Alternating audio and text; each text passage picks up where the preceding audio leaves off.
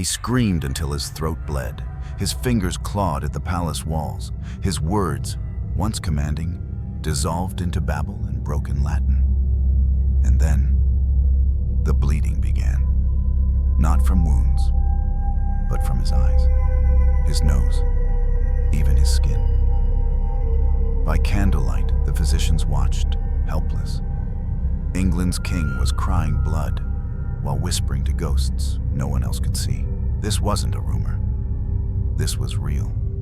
It happened to George III, the ruler of the British Empire at its height, reduced to a shaking, shrieking shadow of a man. What drove him to madness? Was it inherited illness? A political plot? A slow poisoning? Or was it the crown itself, too heavy for the mind that bore it?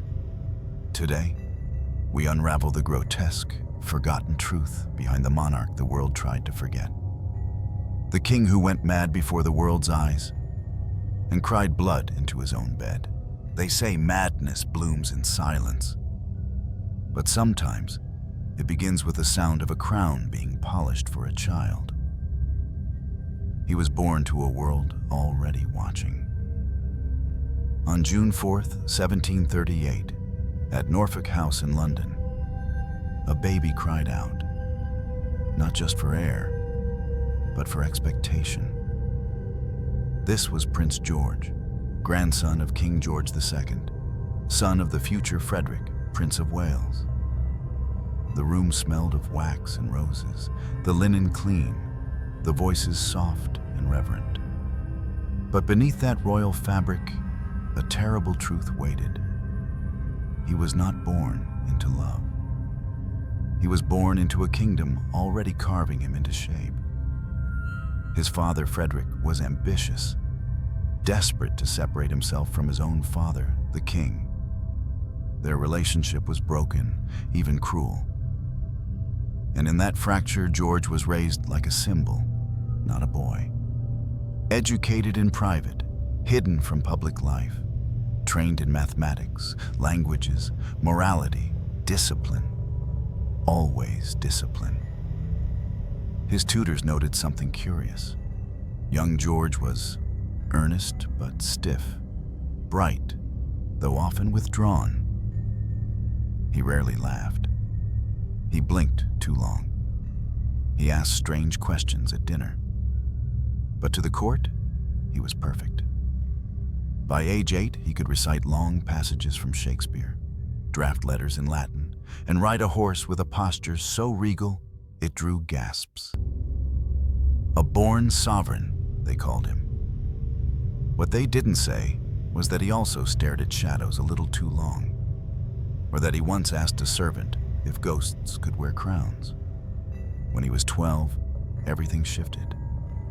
His father, his only shield from the throne, died suddenly of a pulmonary embolism.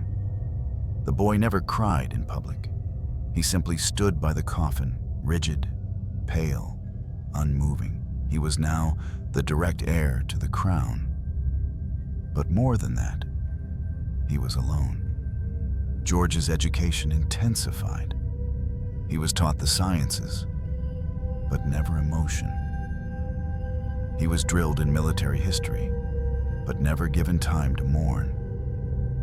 It was as if the kingdom itself feared his softness. So it was scrubbed out of him. He learned to hide. Hide his fear, hide his grief, hide the flickers in his mind, the voices he sometimes thought he heard, the strange colors that danced before sleep, the dark corridors he walked alone in his dreams. But he obeyed, always, like a clock wound too tightly. The court admired his composure. His mother, Princess Augusta, demanded it.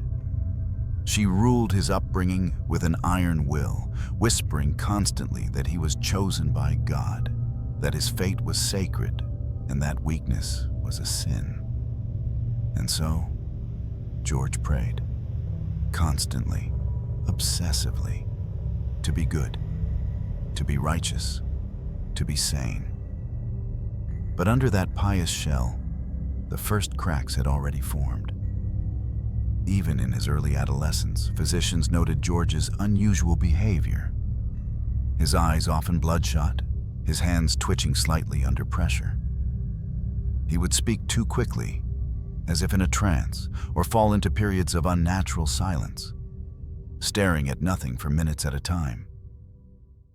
These were dismissed as the nervous excitements of a sensitive boy. But modern historians would recognize the signs. Early episodes of a mind unwell, pressured by duty, but denied humanity. At 15, George began to write letters to no one. Pages filled with questions about God, destiny, and whether kings could be damned. He would burn them in the fireplace after reading them aloud to the flickering flames. There was one line that survived, copied secretly by a servant who feared for the boy's soul. "If I am made to rule, must I give up all that makes me a man?" It was a child's question, but it was also a prophecy, because the answer, as history would show, was yes. George was not allowed to be merely human. He was being prepared for a throne that demanded more than obedience. It demanded the suppression of emotion, of error, of self. And in that suffocating training, something within him began to warp. Like a tree forced to grow in the shape of a cage, by 17, he was tall, serious, devout. He had no scandal, no lovers, no public failings. But those close to him noticed he had begun talking to himself. Quietly, in Latin, pacing the halls at dawn. He would sometimes laugh inappropriately during meetings, then immediately apologize as if struck by lightning. Still, the court applauded his discipline. They mistook suppression for strength. But inside, George was beginning to tremble. One tutor wrote, "He is brilliant, but something unsettles me. He smiles at me, but it does not reach his eyes, as if there is a mirror behind them, reflecting something I cannot see." The mirror would not break for years, but it was already there, waiting behind the eyes of the boy who would become the man who cried blood. He wore the crown like armor, but beneath the gold, the flesh still bled. On October 25th, 1760, King George II died of an aortic aneurysm while using the toilet. A sudden, undignified end. And in that strange, solitary moment, the crown passed unseen to a young man who wasn't yet 23. George III had been groomed for this moment his entire life. And yet, when the message reached him, he didn't celebrate. He knelt in silence and wept, not out of joy, but out of the weight. He was now the king of Great Britain and Ireland, a ruler of a growing empire, the first monarch of the House of Hanover to be born and raised in England. And he wanted to be better. Better than the broken men who came before him. Better than the father who never guided him. Better than the ghosts who whispered to him in the night. His first royal address set the tone. With careful hands, he wrote, "Born and educated in this country, I glory in the name of Britain." It was more than political. It was deeply personal. He wanted to be a king of the people, rooted, moral, modern. He rejected extravagance. He cut royal expenses. He studied agricultural reform. He would later be mocked as Farmer George, but he wore that name like a badge. He married quickly, by royal standards. Within a year of his ascension, he wed Princess Charlotte of Mecklenburg-Strelitz. She was not a Grand Duchess, not dazzling in beauty, but she was kind, quiet, intelligent. And perhaps most importantly, she asked nothing of him that he wasn't already willing to give. Their wedding was arranged, but their marriage grew warm. There are letters, still preserved, that reveal tenderness in his words and gentleness in hers. They shared music, literature, walks in the garden. Together, they would have 15 children. And for a moment, the crown did not seem to devour him. It illuminated him. George rose early each day to pray. He refused to take mistresses. He remained faithful to Charlotte his entire life, a rarity in royal courts. He believed in virtue, in monogamy, in divine duty. He believed fiercely that goodness could govern. But his goodness would become a cage, because the world around him was not virtuous, and the throne beneath him was not stable. Parliament was fractured. Colonies across the Atlantic were restless. Whispers of rebellion were beginning to stir in America. And in France, intellectual firebrands were preaching equality, liberty. Dangerous words in the mouth of a peasant. George stood at the edge of a world about to erupt. And he did what he had always done. He tried to hold everything together. He read memos until midnight. He personally annotated legislation. He involved himself deeply in political decisions. Too deeply, some warned. He sought order, rationality, control. But control for George was not just political, it was internal. The first signs of strain came quietly. Sleeplessness, strange dreams, persistent tremors in his hands, so subtle only his valet noticed. But George ignored them. He smiled. He prayed. He ruled. He told no one about the growing pressure in his chest, the sudden flashes of fear when passing mirrors, the creeping sense that something was watching him, something old and cruel and hungry. It was around this time that courtiers reported an odd habit. The king would sometimes pause in conversation, tilt his head, and seem to listen to something distant. When asked, he'd shake it off.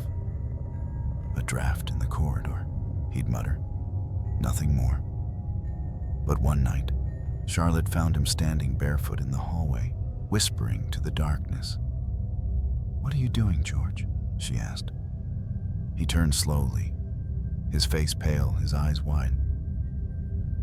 "I was just telling them to be quiet," he said. She never asked who they were. Even then, she sensed that asking would break something. Still, the public saw none of this. To them, he was a devoted monarch, a loving father, a symbol of British dignity. And for a while, he was. He reigned over a flourishing culture, supported scientific advancement.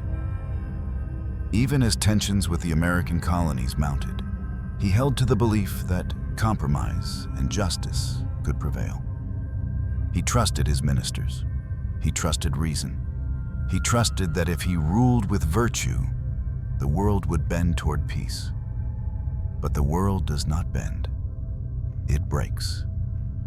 And soon, so would he. In 1776, the American colonies declared independence. 13 had rebelled. The empire was tearing. And inside George's mind, a new sound was beginning to rise. A buzz, not in the air, but behind his eyes. It would come when he prayed too long, when he read too deeply, when he tried, once again, to fix what was already broken.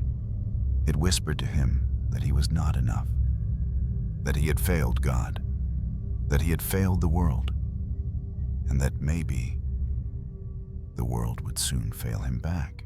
The empire broke apart, and with it, something inside him did too.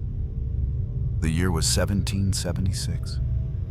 The parchment had been signed, the ink still wet. And across the Atlantic, 13 colonies no longer called him king.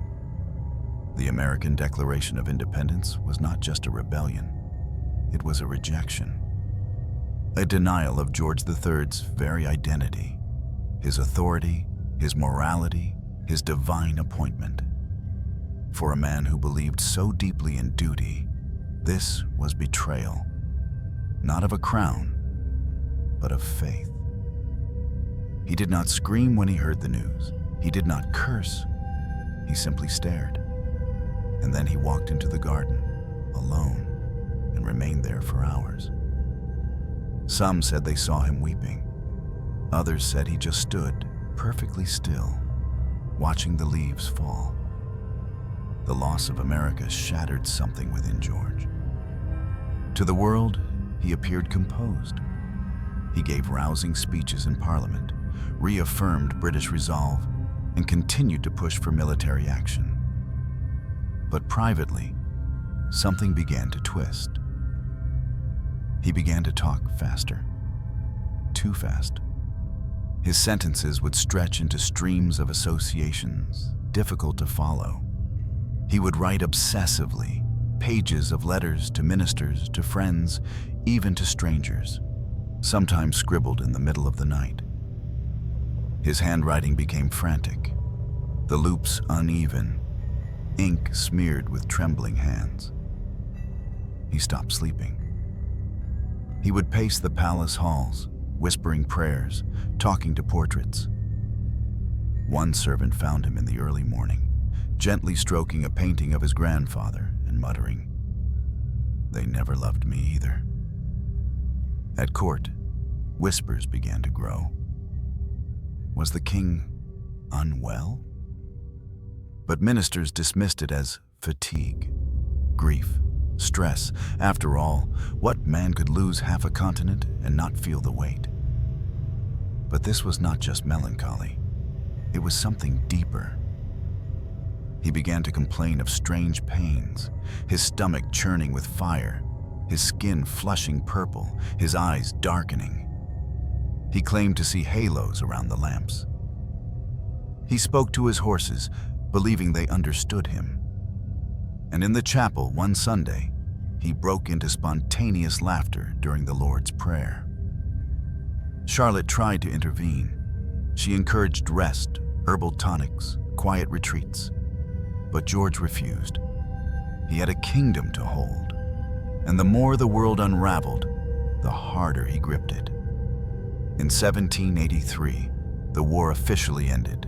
The United States was recognized. And for George, it was a funeral. Not just for the empire, but for his own sense of worth. He wrote in his journal, "I am the king of ghosts. All that I govern is ash." That winter, something changed. His eyes grew glassy. His tone became manic. He began lecturing guests for hours, without pause, about agriculture, theology, war, dreams. He once spoke for over 5 hours straight. He wouldn't stop even to eat. When his throat dried, he drank ink and kept speaking. One courtier wrote, "He spoke as though he was on fire. Words poured from him like smoke." That same month, his urine turned blue. The physicians were baffled. Some believed it was a sign of poisoning. Others whispered of porphyria, a rare genetic disorder that could explain the discoloration, the pain, the madness, but there was no consensus. Only more questions and more fear. Because this was not a king descending slowly. This was a mind cracking wide open. In public, George still attended events, still prayed, still ruled. But his hands twitched constantly, his smile trembled, and his eyes no longer looked at people. They looked through them. Charlotte begged for help. Doctors were summoned, bleedings performed, leeched, cupped, purged. His skin turned pale, then blue, then gray, but his mind only darkened. By the end of 1788, the king was no longer sleeping at all. He wandered barefoot in the gardens at midnight. He accused the queen of treason. He screamed at empty chairs. And finally, he collapsed. The kingdom panicked. Whispers became alarms. A regency was proposed. His son, the Prince of Wales, would take power. But even as his mind fractured, George resisted. He was seen pounding on the chapel doors, shouting, "I am not dead. I am still king. The Lord speaks through me." The guards restrained him, and he was taken away to Kew Palace, where the curtains were drawn and the doors locked. And the king who had once ruled the greatest empire on earth was left alone with his screams. There was blood on the sheets and silence in the corridors. The king was not dying, he was unraveling. Kew Palace was never meant to be a prison. It was a small red-bricked building west of London, quiet, elegant, secluded. But when King George III was brought there in the winter of 1788, it became something else entirely. A place of isolation, a place of screaming, a place where a mind could rot in silence, behind closed curtains and padded doors. At first, the staff tried to maintain routine. Meals were served at the usual hour, prayers conducted in his chambers, physicians visited daily, armed with nothing but leeches, knives, and ignorance. But George was no longer present. He talked in circles. He sang hymns to empty chairs. He believed he was dead. Then, moments later, that he was immortal. He claimed he had committed the gravest sin and that God was speaking through the creaks of the floorboards. And then came the bleeding. At night, the servants would find crimson patches on his sheets, blood at the corners of his eyes, at the rims of his nostrils, even on his chest. Thin lines, as if the skin itself had started weeping. No wounds, no explanation, just blood. One doctor described it in his notes. The king's skin is most unnatural. His complexion is waxen, but at times turns flushed and violet. The bleeding is spontaneous. He complains of fire in his bowels and speaks without coherence for hours. He does not sleep. Modern medicine would later theorize that George suffered from acute intermittent porphyria, a rare genetic disorder affecting the nervous system. It could explain the blue urine, the hypersensitivity to light, the hallucinations, the pain, the madness. But in 1788, they had no name for it, only fear and violence. They restrained him, bound his hands in linen, forced him into a straitjacket when the fits began. He would howl, bite, spit, then collapse into sobs, apologizing to no one, repeating, "Forgive me, forgive me, forgive me." Some days, he would speak as if nothing were wrong. He would greet the staff politely, recite passages from Cicero, ask about the weather, and then, mid-sentence, he'd fall to the ground, clawing at his head, whispering, "They're still inside. They never left me." Charlotte was not allowed to see him during these episodes. She was kept away for her safety, but also perhaps because no one wanted a queen to see what remained of her king. The children were forbidden from visiting. Only his eldest son, the Prince of Wales, was occasionally summoned, and even then, George would not recognize him. He would accuse him of betrayal. He would ask, "Where is my real son?"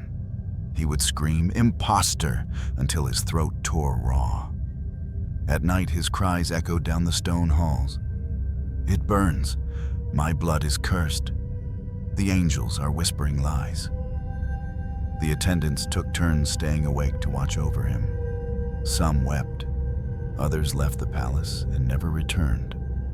One wrote in his diary, "I thought I had come to care for a king. I now care for a wounded animal. And I do not know which is more heartbreaking." And still, the doctors continued their rituals. They bled him, again and again. They believed it would balance the humors, purge the madness. So they cut his arms, his legs, drew out the very blood that kept him alive. They cupped his skin until it blistered, placed hot irons on his spine, forced mercury-laced tonics down his throat. He vomited. He trembled. He soiled himself. And when it was all over, they noted, "The king seems calmer today." But it was not calm. It was exhaustion. The kind of stillness that comes when the mind no longer has the strength to scream. George began to lose time. He thought it was still spring when the trees outside turned bare. He believed his father was alive. He wrote letters to Charlotte and then tore them apart, sobbing. One day, he ripped open his shirt, pointed to his chest, and whispered to a servant, "The devil sleeps here now." And then, for a brief moment, he disappeared entirely. He went silent. No laughter, no screams, just stillness. The palace thought he might be dead. The air hung heavy with anticipation. Perhaps the suffering was over. But no. He opened his eyes, smiled faintly, and whispered, "God has made me clean." It wasn't healing. It was a lull before the next storm. And deep in the folds of his sheets, the blood returned. He lived surrounded by people. But the only ones he spoke to were dead.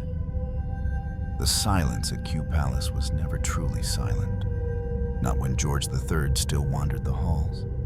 Not when his footsteps echoed on stone floors slick with candle wax. Not when he whispered names no one recognized. Not even Charlotte. After months of delusion, violence, and collapse, George's body had begun to betray him. He walked with a limp. His hands trembled constantly. His mouth twitched with words he wasn't yet ready to speak. But it was his mind that betrayed him most of all. To the court, he had become a shadow. A man behind curtains, a whisper behind doors. No longer king in practice, only in title. He was allowed brief walks in the garden, under supervision. But even there, he talked to trees, stroked the bark gently and murmured, "You remember, don't you?" One physician dared to ask who he was speaking to. George turned, dead-eyed, and replied, "The only ones who listen." They called them hallucinations. But to George, they were companions. Figures appeared to him in his chambers. A woman in white who stood by the window. A boy with bleeding eyes who offered him a crown of thorns. A man without a face who always stood behind the mirror. He spoke with them, argued, pleaded. Sometimes he screamed at them to leave. Other times he begged them to stay. And always, he asked them the same question. "Is it over?" The shadows never answered. By now, rumors had flooded London. The king had gone mad. The queen was weeping in Windsor. And the Prince of Wales, George's eldest son, was positioning himself quietly to take power. A regency was proposed. The king, still alive, would be replaced by his own child. Parliament debated it furiously. Some ministers resisted, believing the king might recover. Others pushed with urgency, terrified of what would happen if he didn't. Charlotte stayed silent. To speak would be to confirm the worst. That her husband was no longer her husband. That the man she had married now spoke to ghosts and bled from his skin. But behind the scenes, her heart was breaking. She wrote in one private letter, "I do not mourn a king. I mourn a man who held my hand as if I were the only soul in the world. Now, he does not even remember my name. George, of course, had no knowledge of the regency plot. But somewhere, deep inside, he felt it. He became paranoid, accused his doctors of poisoning him, refused to eat meals unless they were tasted first. He tore down curtains, demanded new furniture, and one night, he turned to a guard and asked, "Tell me, when did I die?" The guard, shaken, had no answer. Because how could one explain to a man that he was dying by inches? Not from a wound, but from erasure. The royal physicians grew desperate. They began experimenting with newer treatments. Cold baths in winter, high-voltage electric shocks, opium drips. He hallucinated deeper. Saw angels weeping blood in the fireplace. Heard church bells ringing even when no one else did. One night, attendants found him curled in a corner, sobbing. "They are inside the walls. They are under my skin. I cannot breathe." But the most heartbreaking change came quietly.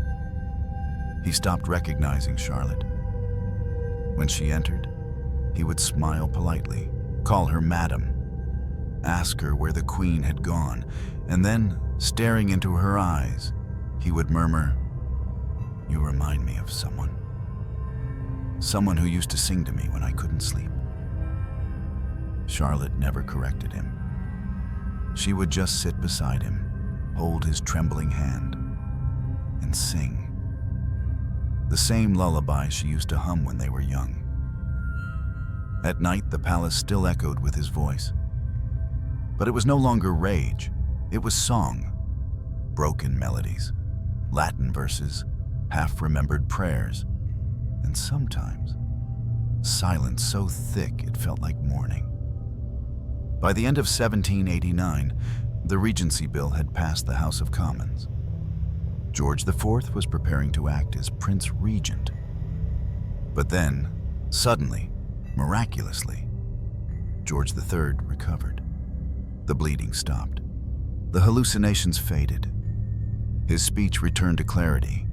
He walked unaided, attended Parliament, spoke to his ministers with dignity and intelligence. It was as if the nightmare had lifted. He declared himself well, thanked God, promised the people that he was ready to reign again. And for a brief moment, the shadows retreated. But they were not gone, only waiting, and deep within the walls of Kew. They still whispered his name. They stopped calling him mad, because by then, he was no longer anything at all. The recovery didn't last. For a few months, George III seemed whole again. He walked the gardens without assistance.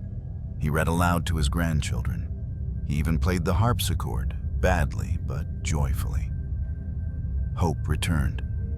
Whispers of God's mercy filled the palace. The people cheered. The regency was suspended. But deep inside Kew, something was already shifting again. The shadows had not left. They had simply learned to whisper more softly. By the winter of 1801, the king's old symptoms returned. It began with the trembling, then the erratic speech, then silence. He would stare at walls for hours, unmoving. He forgot names, then faces, then places. He confused days, forgot how to hold a fork. He soiled himself and didn't notice. He no longer prayed. And perhaps most haunting of all, he stopped recognizing Charlotte entirely. She sat beside him for hours, whispering their old songs, holding his hand, pressing her forehead to his. But the man inside was gone. One day, he asked her kindly, "Do you work here?" She did not cry. because crying meant something was still alive to hurt. She just nodded and said, "Yes, Your Majesty, I'll stay until the end." And she did. But George, he didn't notice when the end came for her. On November 17th, 1818, Queen Charlotte died in Kew. George never asked where she went.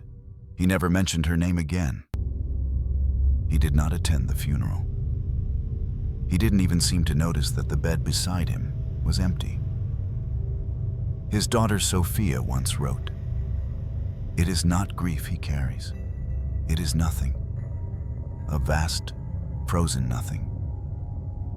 By now, George had become a shell.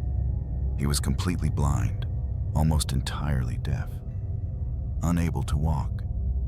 He was moved between chambers like a piece of furniture, dressed, fed, turned, but never spoken to, not really, because no one knew if anyone was still listening, and when he did speak, it was to no one. Sometimes he mumbled Bible verses. Other times he repeated strange phrases in Latin. Once, he sang loudly, triumphantly, for hours. No one knew the song. His son, now ruling as Prince Regent, visited only rarely. Their meetings were short, silent, unbearable. Once, George looked up at him with glassy eyes and asked, "Do I know you?" And the prince, perhaps more bitter than grieved, replied, "No, father, you never did." It was a cruelty, but perhaps also the truth. The man the nation once admired, Farmer George, the devoted king, the moral monarch, was gone. In his place was a relic no one dared bury. He lived that way for years, not weeks, not months. Years, trapped in a body that would not die, surrounded by portraits of people he no longer knew, attended by strangers whose names he could not pronounce, his empire growing without him, his throne occupied by someone else. Outside, Britain changed. Napoleon fell. The Industrial Revolution rose. Steam engines roared. Cities grew from soot and steel. But inside Kew, time froze. No one talked about the king anymore. Children grew up not knowing he was alive. His name disappeared from public speeches. He became a rumor, a forgotten room in a forgotten palace. And perhaps that was the final cruelty. Not the madness, not the blood, not the hallucinations, but the silence, the erasure. He had ruled for nearly 6 decades, longer than most had lived. He had seen revolutions rise and fall, had held empires in his hand, and now he sat alone, mumbling in the dark, waiting for a door that would not open, until one day it did. On January 29th, 1820, the silence finally stopped. No screams, no moaning, no prayers, just stillness. George III had died, blind, deaf, insane, forgotten. He was 81 years old. They buried him in St. George's Chapel at Windsor Castle, without grandeur, without crowds. A quiet funeral for a king who had already died in the minds of his people decades before. There were no speeches about his greatness, no public mourning, no great reckoning, because you cannot mourn a man who vanished before he was buried. You can only wonder, when exactly did the real George III die? Was it the day he lost America? The night he cried blood? The moment he forgot Charlotte's name? Or was it always coming, etched into his bones from birth? A boy made for a crown too heavy, and a silence too long. For 10 years, Britain was ruled by a man who breathed, but did not speak, and by another who spoke, but never listened. From 1810 to 1820, King George III was still alive. But he was no longer king, not in any way that mattered. He did not sign decrees. He did not attend parliament.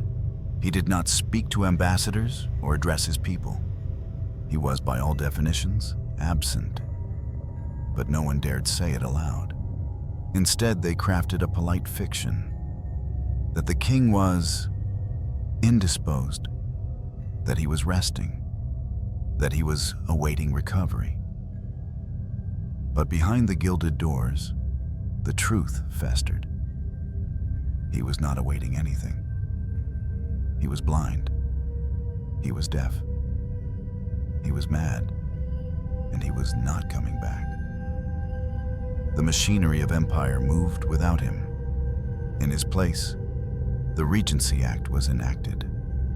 And so, Prince George Augustus Frederick, the Prince of Wales, became Prince Regent. And with that one political sleight of hand, the kingdom slid into a new reality, a nation without its mind. The regent was nothing like his father. Where George III had clung to virtue, his son bathed in vice. Where the father prayed, the son gambled. Where the father loved one woman, the son kept dozens. London society shifted accordingly. Morality loosened, fashion tightened. Wigs grew taller, skirts more scandalous, parties more grotesque. It was the Regency era, an age of elegance and excess. But beneath the velvet and champagne, something was rotting. The regent was extravagant. He spent beyond the limits of the crown, built monuments to his vanity, most notably the lavish Orientalist Royal Pavilion in Brighton. He demanded constant entertainment, threw lavish feasts, and neglected governance for personal pleasure. Meanwhile, the people suffered. The Napoleonic Wars had drained the treasury. Food prices soared. Jobs were scarce. And the streets of London, though glittering on the outside, reeked of hunger and unrest. In 1815, Napoleon fell at Waterloo. Britain had triumphed, but the cost was heavy. Returning soldiers flooded the streets, many maimed, mentally broken, unemployed. Factories replaced farms. The Industrial Revolution rolled forward like an iron wheel, crushing tradition beneath it. And the man at the top was a ghost king in a locked room, and a regent drunk on power, wine, and applause. Some whispered, "The king is dead in mind, and the prince dead in soul." Others were more direct. One satirist wrote, "The father has no tongue, the son no conscience. Between them, they govern nothing but silence and scandal." But no revolution came. The British, unlike the French, did not decapitate their monarchs. They endured. They adjusted. They allowed the fiction to continue. And perhaps in some dark way, they preferred it. A real king could disappoint. A real king could fail. But a silent one? A broken one? A mad one? He could be anything the people needed. A warning, a martyr, a symbol.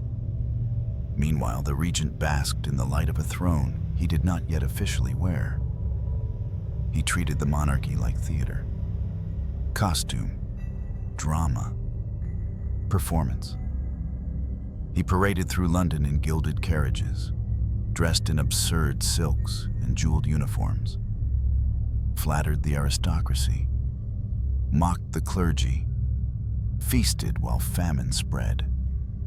And when the subject of his father arose, he would roll his eyes and say, "The old man sleeps, thank God. Let him sleep."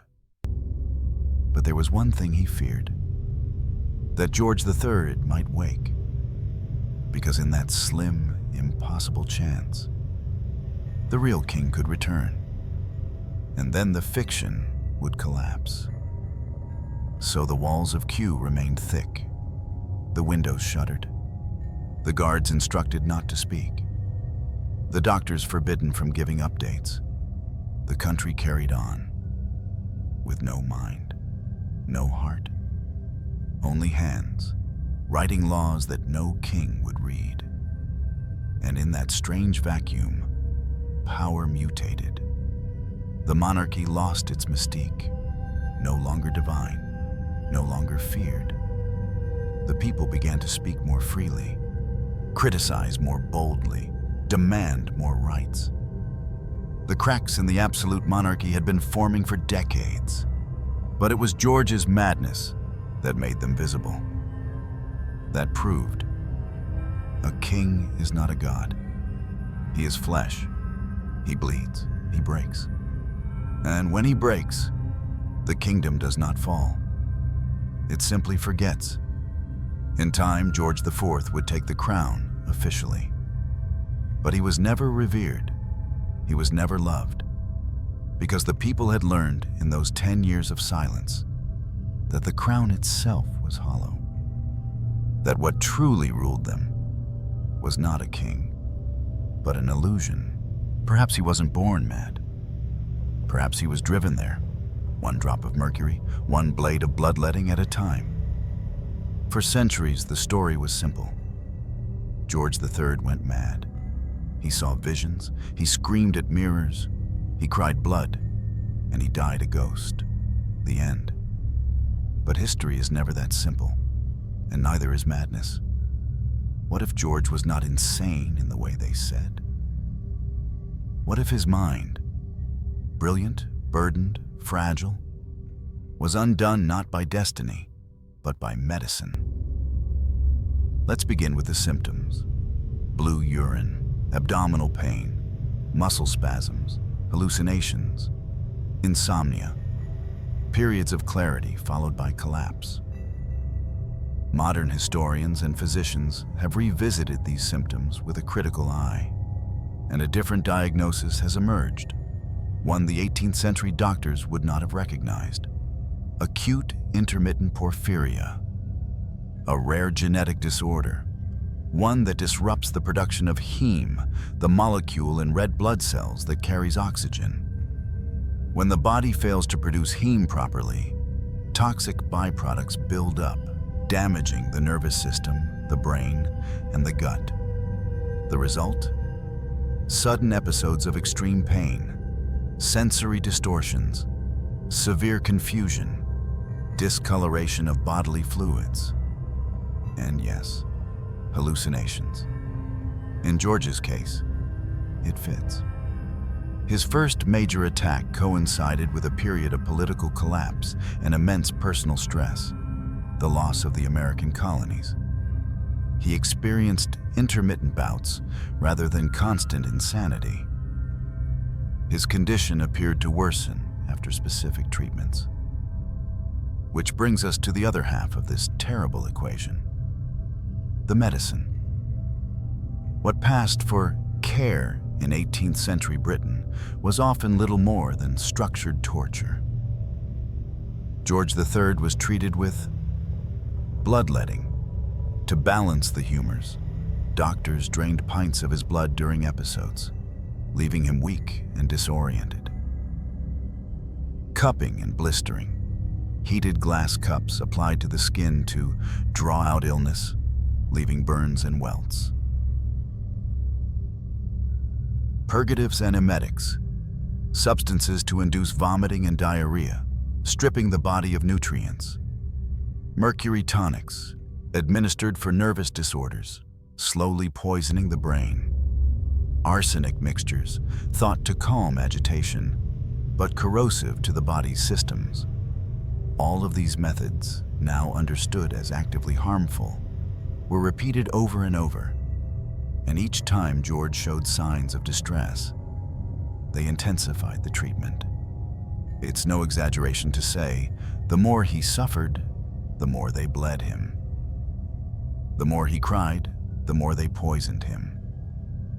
They mistook the symptoms of disease for proof of evil humors, divine punishment, or moral weakness.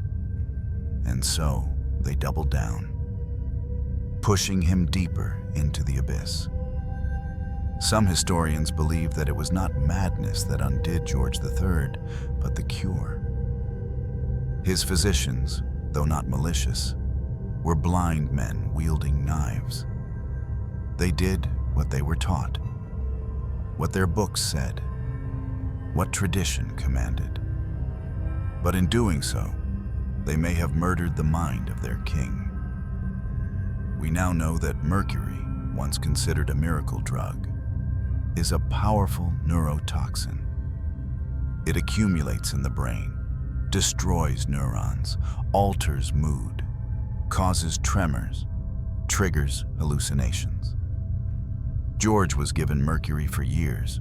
Likewise, arsenic, another supposed sedative, can cause neuropathy, vomiting, psychosis, and death. It was found in his tonics, his ointments, and even in the dyes of his clothing and wallpaper. When scientists analyzed strands of George's preserved hair in the 1990s, they found elevated levels of both mercury and arsenic. The evidence is chilling. Perhaps he was never destined for madness. Perhaps he was poisoned slowly, methodically, legally, by those who swore to save him. And then there's the politics. The more unstable George appeared, the more power shifted away from him. His son, the Prince of Wales, had long coveted the throne. Parliament was ready to crown a regent. Physicians were under enormous pressure to produce a narrative of decline. Was there incentive to not let him recover? We'll never know for sure.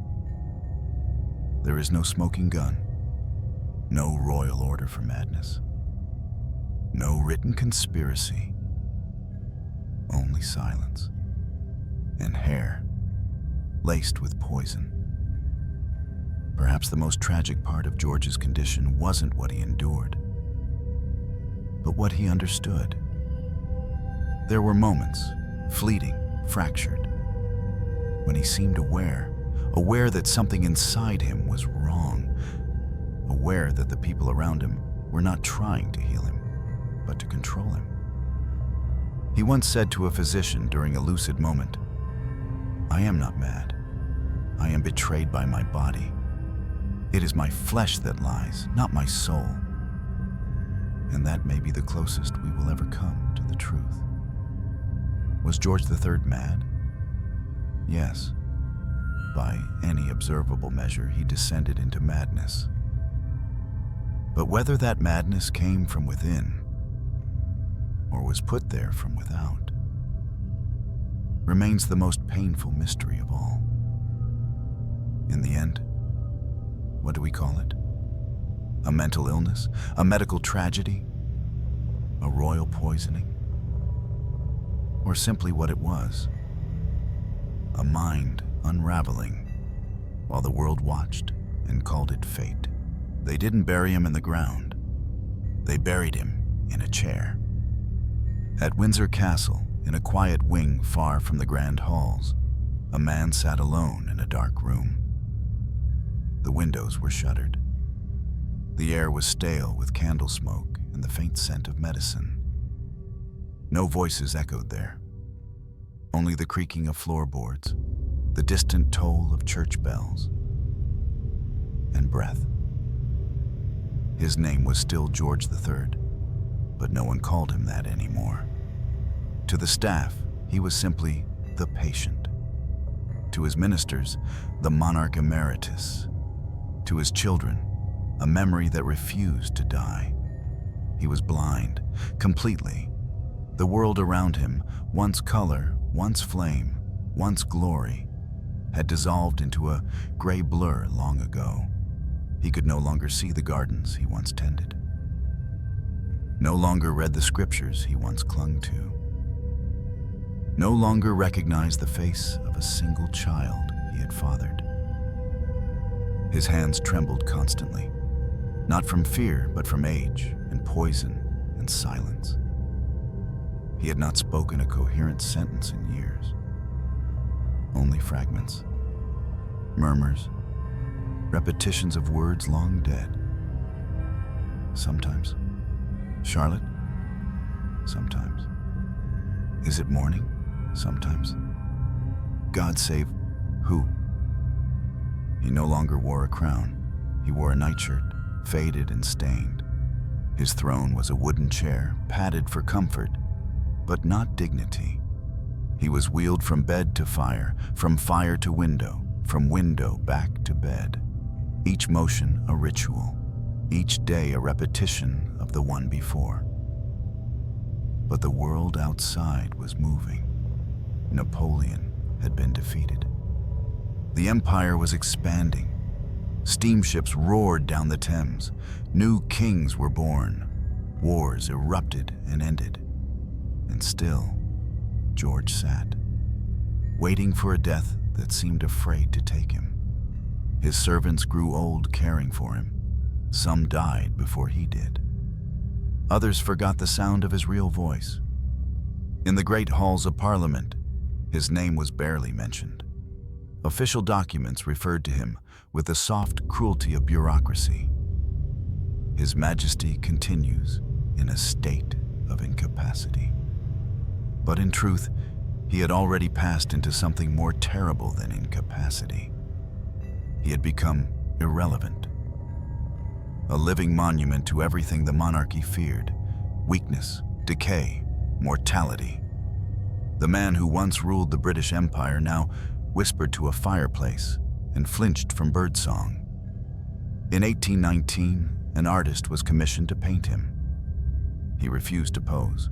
He did not understand why they were there. So they painted from memory, a vague shape, a crown resting on white hair, eyes that stared into nothing. The painting was never displayed. Too tragic, too raw. Instead, it was stored in a back room and forgotten. One winter morning, a new servant entered his room. She had never seen the king. She had only heard the stories. When she saw him, frail, hunched, unblinking, she dropped the tray. She later told another maid. He looked like a man who had already been buried and somehow come back wrong. There were no final speeches, no last words of wisdom. On January 29th, 1820, George III took his last breath. Alone. No music, no candlelit vigil. He died in his sleep, not with grandeur, but with stillness. It was snowing that morning. The wind howled through the stone corridors. But inside his chamber, everything was quiet. His body was prepared, laid in a plain coffin. His eyes closed gently, though they had seen nothing for years. They buried him at St. George's Chapel, beside Queen Charlotte, the woman he had once loved so purely, the woman he had forgotten in life, but now rested beside in death. There was no great national mourning. The public had moved on. The Prince Regent had long since acted as king in all but name, and so the burial was brief. No trumpets, no choirs, only a few lines read by a trembling priest. Here lies George III, King of Great Britain and Ireland, who reigned with devotion and suffered in silence. But even that was a lie. He had not suffered in silence. He had screamed, begged, cried, bled. He had lived 10 years locked away, unseen, unheard, unacknowledged. And for that, he was not buried on the day he died. He was buried the first time he forgot Charlotte's name. The first time Parliament debated replacing him while he still breathed. The first time his blood soaked the bed. No one knew what to do but take more of it. His grave bears his name, but history does not. In textbooks, he is the king who lost America, the king who went mad, the footnote between enlightenment and empire. But in truth, he was something far more human, and far more terrifying. He was a man whose body endured far beyond his mind, a soul smothered by ceremony, a monarch who ruled an empire only to die alone in a chair. He was the king who cried blood, but in truth, he was crying for something else, the right to be human. George III did not die with a sword in his chest. He did not fall in battle or burn at the stake or perish in exile. He died in pieces, not from a wound, but from being slowly forgotten while still alive. And in many ways, that is a far more terrifying fate. Because George's story is not just about madness, it's about expectation, about silence, about what happens when a man is not allowed to be a man, only a monarch. He was taught to rule from childhood, but never taught how to cry, never shown how to grieve, never given permission to feel anything other than composure. So when the world shattered around him, there was nowhere for the grief to go. It festered. It twisted. It turned inwards. Until the screams came. Until the blood came. Until all that remained was a shadow in a locked room, speaking to no one but ghosts. For 10 years, his country functioned without him. For 10 more, they tried to erase him. They built museums, monuments, military glory. But they left no statue of George as he truly was. Not the king in robes, but the man in chains. And maybe that was on purpose, because to remember him honestly would mean remembering that power, when pushed too far, doesn't elevate. It corrodes. He was the most powerful man in the empire. And still, he could not protect his mind from collapse. And maybe that is the most universal truth in all of this. That no crown can shield a man from his own thoughts. That no title can quiet a mind cracking under pressure. That even kings weep in the dark, even if history edits out the sound. When I first read about George III, I felt pity, then horror, then something deeper, something uncomfortable. I saw a mutt who was once loved, once laughed, once prayed to be good, and was undone not by evil, but by duty. And that made me wonder how many of us are carrying weights we cannot name simply because the world says we must. How many masks do we wear in daylight, only to cry behind closed doors? George's story lingers because it isn't just royal, it's human. We may not wear crowns, but we all know the silence of being misunderstood. The fear of breaking down when others need us to hold strong. The shame of needing help and not knowing how to ask for it.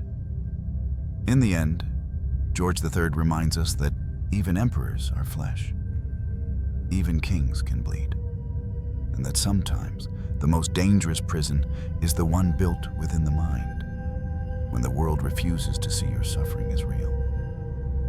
He ruled an empire, but could not rule his own thoughts. He held a scepter, but could not hold a conversation. He wore a crown, but what he needed was someone to say, "You're not broken, you're just in pain." No one ever said it, and so the madness became his legacy. But perhaps if we're willing to listen differently, it can become something else. A lesson, a warning, a mirror. So now I ask you, not as a historian, but as a fellow traveler in this strange, cruel world. If even a king, with all the world at his feet, can be swallowed by silence, who among us is truly safe from being forgotten?